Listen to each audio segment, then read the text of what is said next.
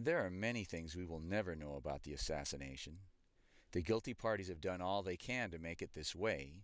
Investigations have been blocked, much evidence has been destroyed, witnesses have been murdered. We are left with bits and pieces. So what do? If we do what scientists do, we take the bits and pieces and try to guess what they mean, argue with each other, and try to figure it out. If we do what the prosecutors do, we develop a theory about what happened based on the evidence and challenge the accused to come up with an alternative explanation that isn't ridiculous. There are certain things about the Hoover memo that demand answers. Why did George Bush lie and say he was not the George Bush referred to in the memo? Why would the CIA ask the FBI to report to them about CIA operations? And why would George Bush leave Dallas the day of the assassination and travel all the way to Washington, D.C. to receive this stupid, lying report? We're going to take up these questions and others, and we should, because this is one of the most important pieces of evidence in the entire case and really deserves careful examination. To understand what was in Hoover's mind when he wrote the memo, we need some historical background to understand the complex relationships between the FBI, the CIA, and Lee Harvey Oswald. While Oswald was in the Marines, he was stationed at a top-secret air base for U-2 spy planes, where he learned Russian. This is not the standard training for a Marine grunt. He was obviously being groomed for some sort of special intelligence work. He got a hardship discharge from the military to take care of his mother, who wasn't ill, and he immediately bought a plane ticket with money he didn't have and flew to Russia. As soon as he got to Russia, he renounced his U.S. citizenship and declared his intention to turn over all the military secrets he had learned while he was in the Marines. He later married and, after a few years, returned to the U.S., where all his friends were men with CIA connections and who all died shortly after the assassination and before they could testify about their relationship with him. So Oswald very likely at some point worked for the CIA. But, according to declassified secret documents of the Warren Commission, they were told by the Dallas District Attorney and the Attorney General of the state of Texas that Lee Harvey Oswald was working for the FBI at the time of the assassination, that his informant number was S-179, and that he was receiving $200 a month. In his wallet at the time of his arrest, he had the name, phone number, and license number of Dallas FBI agent James Hosty. Witnesses have testified about secret meetings and package exchanges between Oswald and other FBI agents outside this garage. In 1960, 3 years before the assassination, J. Edgar Hoover found time to write a memo regarding the lowly, insignificant lone nut Lee Harvey Oswald. What the hell did Hoover find so interesting about this guy 3 years before the assassination? Hoover's memo complained that someone was using Oswald's identity while Oswald was in Russia to buy trucks for CIA-trained anti-Castro Cubans. Given this pile of evidence, we have to admit that it was at least possible that Oswald was involved with the FBI. What could Oswald possibly have been doing for the FBI? Well, what was the FBI doing? Hoover was helping JFK crack down on the CIA. Less than 3 months after becoming president, Kennedy awoke one morning to discover that the CIA had launched a major invasion of Cuba at the Bay of Pigs, using their secretly trained army of misguided anti-Castro Cubans. Allen Dulles, the CIA chief, figured that if he launched an invasion with the CIA's private army, Kennedy would be forced to order an all-out invasion of Cuba to back them up. Kennedy refused to go along, and the entire CIA army was killed or captured. Recently declassified documents show that Kennedy had never approved the CIA plan for a massive invasion at the Bay of Pigs. And while Kennedy publicly took the blame for the CIA disaster, there's an old saying that victory has 100 fathers and defeat is an orphan, because I'm the responsible officer of the government. He quietly fired the top 3 men at CIA, Allen Dulles, Richard Bissell, and General Charles Cabell. He still had an army of CIA-trained Cuban terrorists to contend with. He lied to them. I can assure you that this flag will be returned to this brigade in a free and he allowed them to keep training for raids against Cuba at several CIA-sponsored training camps under various names: Operation 40, Operation Mongoose, Alpha 66, and several others. But the Cuban Missile Crisis changed everything, and most of all, it changed John Kennedy. In October of 1962, the world was brought to the brink of nuclear war when Kennedy was told that the Russians were building nuclear missiles in Cuba 90 miles off American shores. Kennedy announced that the U.S. would stop all Russian ships headed towards Cuba.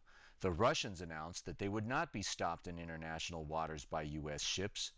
Both sides prepared for war.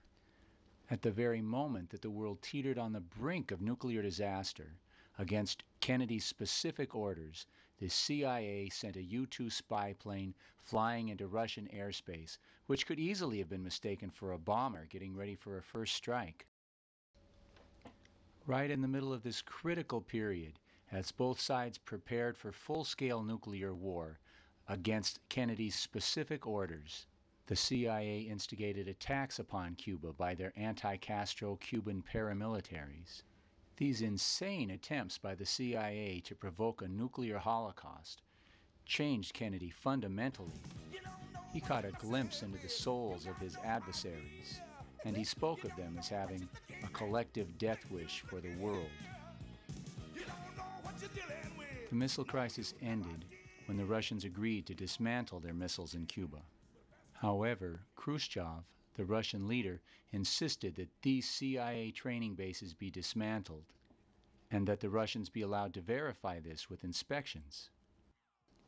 Kennedy ordered these secret training bases closed, but many of the groups were openly defiant, refused to close the bases, and talked about murdering Kennedy.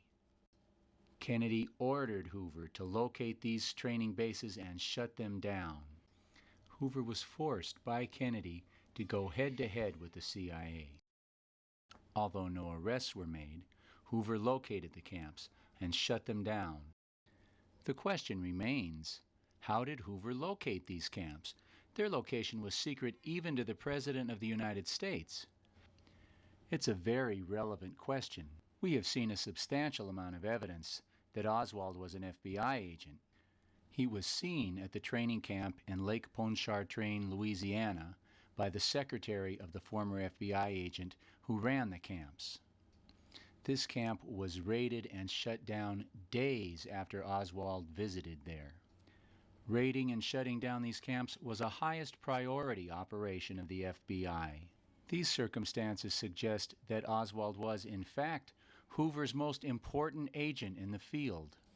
So that on November 22nd, Hoover not only learned that the CIA had murdered the President of the United States, but that they had framed his top agent, Lee Harvey Oswald, as the lone assassin for the murder. This news sent a very direct and very personal message to Hoover from the CIA. Mess with us and you die. This is the message that J. Edgar Hoover received from the CIA the day of the assassination, and this memo is a record Hoover made of his response to that message. The memo says that Hoover was asked to investigate the, quote, misguided anti-Castro Cubans, unquote, to see if they were planning any raids. But the CIA had been helping these misguided anti-Castro groups to conduct unauthorized raids against Cuba on a regular basis for years, until, on Kennedy's orders, Hoover's men began to raid the camps and shut them down. These camps were sponsored by the same agency that Kennedy had been fighting since his first day in office, the CIA. And now, with Kennedy dead at the hands of these misguided anti-Castro members of Operation 40, Hoover is asked to give a report on Kennedy's killers to their CIA sponsors. Now you have to make some effort to appreciate this situation. Oswald had infiltrated the CIA's Operation 40. Marita Loren says that Oswald was in the room with Hunt as he was passing out the money. Oswald was reporting to Hoover, so Hoover knew that the misguided anti-Castro Cubans were working with Hunt and helped to kill the president. On the other hand, when Hoover shut down the CIA secret terrorist training camps, the CIA figured out that Oswald was a rat, so they knew that Hoover knew. And yet, according to the memo, the CIA asks Hoover to tell them what he knows about the misguided anti-Castro Cubans. Why? You, sitting there, come on, think about it. Why does the CIA ask Hoover to tell them what he knows about their dirty laundry? When it's their dirty laundry, they got it dirty. Are they expecting to learn something about their own operations? I don't think so. Is it to find out how much Hoover knows? Because they already know that he knows everything about their dirty laundry. Then why do they ask him? Why? Remember that Bush called the FBI the day of the assassination? He told them that he was in the Dallas area, and then he got in a plane and flew to Washington? If he really wanted information on the anti-Castro Cubans, why didn't he go to Miami and talk to the FBI agents who were actually involved in investigating the Cubans? If he wanted to hear it from headquarters, why didn't he just call? And he already knew the answer to the question, so why did he go to all this trouble? There's something going on here. What? These are important questions. If you want to try to understand the world you live in, you can't just shrug them off. Science and criminal justice say that you have to come up with a better explanation than me, or else you have to accept my explanation. And my answer is pretty ugly. It seems to me that the CIA asking the FBI about their own dirty laundry is like the wife-beater asking his wife to explain how a strange woman's panties got under the front seat of his car. You know I'm guilty, says the wife-beater. Here's the evidence, says the wife-beater. I know that you know, says the wife-beater. Say the wrong thing. Go ahead, and you're dead. In asking this question, the CIA is totally punking Hoover. They're asking him, are you a little bitch who knows his place, who knows who's boss? Are you going to beg for mercy and tell us the lie we want to hear, or what? Or what? There's another good question. If Hoover grovels like he's supposed to, everything is fine. But what if he doesn't? What if he stands up and says, look, I've got the goods on you Nazi bastards, and me and my best friend Lyndon Johnson are going to take you down? You never know. Hoover didn't join the Nazis in 1942. He went after them. It's obvious that these guys don't know for sure what Hoover's going to say, or they wouldn't have to get on a plane and flying to Washington to ask. So now, here they are in Washington. But what are they supposed to do if Hoover gives the wrong answer? How hard a question is that? They just whacked the president the day before, so answer it. What are they going to do if they get the wrong answer? Are they just going to shoot him in the head right there in the FBI headquarters? Well, here's a hint.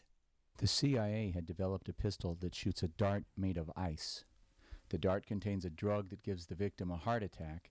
The ice dart goes into the body, melts, and the only evidence of a murder having been committed is a small pinprick left by the entry of the dart. But also the toxin itself would not appear in the autopsy? Yes, so that there was no way of perceiving that the target was him. These thugs probably had such guns in their pocket. If Hoover gave the wrong answer, these two guys would kill him. Hoover told these thugs how the FBI investigation showed that the anti-Castro Cubans living in Miami loved Kennedy and were deeply saddened by his death. In fact, anti-Castro Cubans all over Miami were celebrating Kennedy's murder. But don't underestimate Hoover. Hoover was a master of intelligence. When he destroyed the Black Panthers for Richard Nixon, the head of security for the Panthers was an FBI agent. When Hoover destroyed the Communist Party for Eisenhower, the man in charge of the party's own membership list was an FBI agent.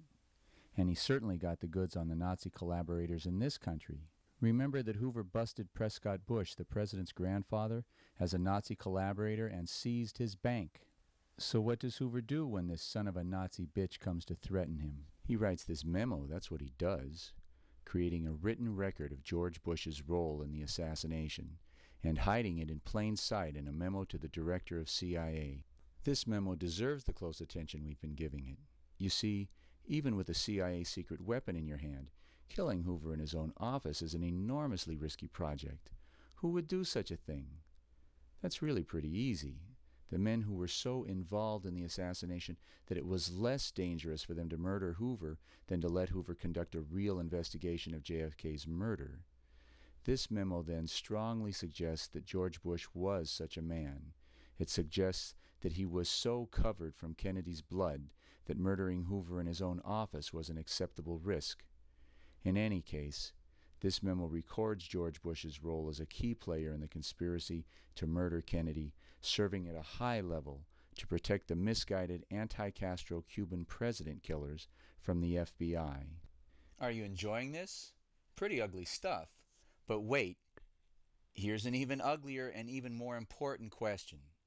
George Bush is not like Nixon, a poor man's son who needs to kiss up to the big devils to get a place at the table. He was born with a place at the table, and with a silver spoon in his mouth. He was also born with a place waiting for him at Yale and in Skull and Bones and any place else he wanted. So why did he have to get directly involved the way he did? Listen, damn it, wake up. This is a critical question. Why would Prescott require his own son to get so directly involved in this stuff, to get so much blood on his hands, that his name turns up in a memo from the FBI chief entitled Assassination of John F. Kennedy? You answer that and you will have learned something.